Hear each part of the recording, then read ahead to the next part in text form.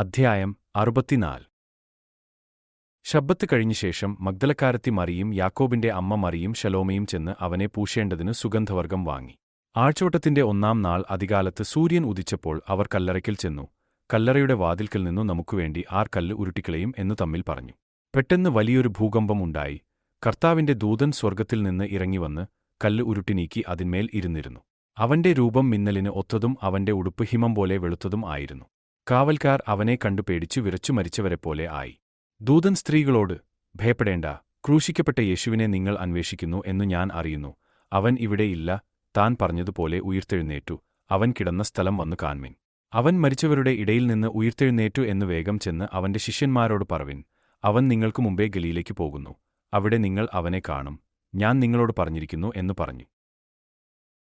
അകത്തു കടന്നാറെ കർത്താവായ യേശുവിന്റെ ശരീരം കണ്ടില്ല. അതിനെക്കുറിച്ച് അവർ ചഞ്ചലിച്ചിരിക്കുമ്പോൾ മിന്നുന്ന വസ്ത്രം ധരിച്ച 2 പുരുഷന്മാർ അരികെ നിൽക്കുന്നത് കണ്ടു. ഭയപ്പെട്ടു മുഖം കുനിച്ചു നിൽക്കുമ്പോൾ അവർ അവരോട്, നിങ്ങൾ ജീവനുള്ളവനെ മരിച്ചവരുടെ ഇടയിൽ അന്വേഷിക്കുന്നത് എന്ത്? അവൻ ഇവിടെ ഇല്ല, ഉയിർത്തെഴുന്നേറ്റിരിക്കുന്നു. മുമ്പേ ഗലീലയിൽ ഇരിക്കുമ്പോൾ തന്നെ അവൻ നിങ്ങളോട്, മനുഷ്യപുത്രനെ പാപികളായ മനുഷ്യരുടെ കയ്യിൽ ഏൽപ്പിച്ചു ക്രൂശിക്കുകയും അവൻ 3-ാം നാൾ ഉയിർത്തെഴുന്നേൽക്കുകയും വേണം എന്നു പറഞ്ഞത് ഓർത്തുകൊള്ളുവിൻ എന്നു പറഞ്ഞു. അവർ അവന്റെ വാക്ക് ഓർത്തു. അങ്ങനെ അവർ വേഗത്തിൽ ഭയത്തോടും മഹാസന്തോഷത്തോടും കൂടി കല്ലറ വിട്ട് അവന്റെ ശിഷ്യന്മാരോട് അറിയിപ്പാൻ ഓടിപ്പോയി. എന്നാൽ യേശു അവരെ എതിരേറ്റ്, നിങ്ങൾക്ക് വന്ദനം എന്നു പറഞ്ഞു. അവർ അടുത്തുചെന്ന് അവന്റെ കാൽ പിടിച്ച് അവനെ നമസ്കരിച്ചു. യേശു അവരോട്, ഭയപ്പെടേണ്ട, നിങ്ങൾ പോയി എന്റെ സഹോദരന്മാരോട് ഗലീലയ്ക്ക് പോകുവാൻ പറവിൻ. അവിടെ അവർ എന്നെ കാണും എന്നു പറഞ്ഞു. അവർ കല്ലറ വിട്ടു മടങ്ങിപ്പോയി 11 മുതലായ എല്ലാവരോടും ഇതൊക്കെയും അറിയിച്ചു. അവർ ആരെന്നാൽ മഗ്ദലക്കാരത്തി മറിയ, യോഹന്ന, യാക്കോബിന്റെ അമ്മ മറിയ എന്നവർ തന്നെ. അവരോടുകൂടെയുള്ള മറ്റു സ്ത്രീകളും അത് അപ്പൊസ്തലന്മാരോട് പറഞ്ഞു. ഈ വാക്ക് അവർക്കു വെറും കഥ പോലെ തോന്നി. അവരെ വിശ്വസിച്ചില്ല.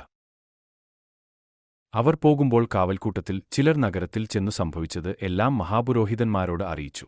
അവർ ഒന്നിച്ചുകൂടി മൂപ്പന്മാരുമായി ആലോചന കഴിച്ചിട്ട് പടയാളികൾക്ക് വേണ്ടുവോളം പണം കൊടുത്തു. അവന്റെ ശിഷ്യന്മാർ രാത്രിയിൽ വന്നു ഞങ്ങൾ ഉറങ്ങുമ്പോൾ അവനെ കട്ടുകൊണ്ടുപോയി എന്നു പറവിൻ. വസ്തുത നാടുവാഴിയുടെ സന്നിധാനത്തിൽ എത്തി എങ്കിലോ ഞങ്ങൾ അവനെ സമ്മതിപ്പിച്ചു നിങ്ങളെ നിർഭയരാക്കിക്കൊള്ളാം എന്നു പറഞ്ഞു. അവർ പണം വാങ്ങി ഉപദേശപ്രകാരം ചെയ്തു. ഈ കഥ ഇന്നുവരെ യഹൂദന്മാരുടെ ഇടയിൽ പരക്കെ നടപ്പായിരിക്കുന്നു.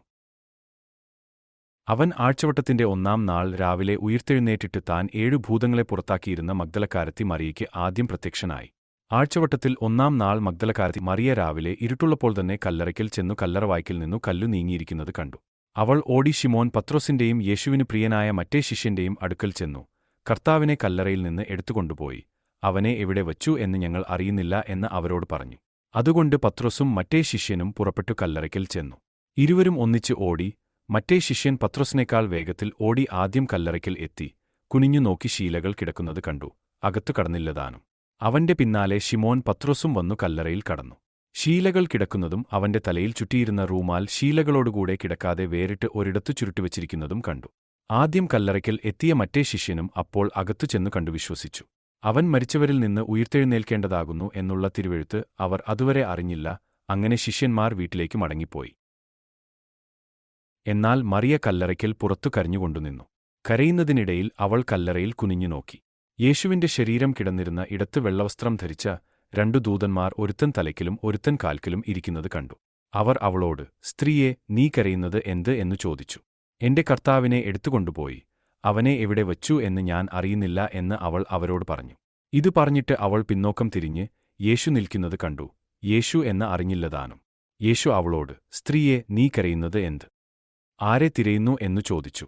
അവൻ തോട്ടക്കാരൻ എന്ന് നിരൂപിച്ചിട്ട് അവൾ, യജമാനനെ, നീ അവനെ എടുത്തുകൊണ്ടുപോയി എങ്കിൽ അവനെ എവിടെ വച്ചു എന്ന് പറഞ്ഞു തരിക. ഞാൻ അവനെ എടുത്തുകൊണ്ടുപോയിക്കൊള്ളാം എന്ന് അവനോട് പറഞ്ഞു. യേശു അവളോട്, മറിയേ എന്നു പറഞ്ഞു. അവൾ തിരിഞ്ഞ് എബ്രായ ഭാഷയിൽ റബ്ബൂനി എന്നു പറഞ്ഞു. അതിനു ഗുരു എന്നർത്ഥം. യേശു അവളോട്, എന്നെ തൊടരുത്. ഞാൻ ഇതുവരെ പിതാവിന്റെ അടുക്കൽ കയറിപ്പോയില്ല.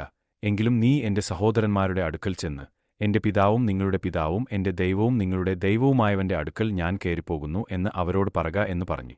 അവൾ ചെന്ന് അവനോടുകൂടെ ഇരുന്നവരായി ദുഃഖിച്ചും കരഞ്ഞും കൊണ്ടിരിക്കുന്നവരോട് അറിയിച്ചു. അവൻ ജീവനോടിരിക്കുന്നു എന്നും അവൾ അവനെ കണ്ടു എന്നും അവർ കേട്ടപ്പോൾ വിശ്വസിച്ചില്ല.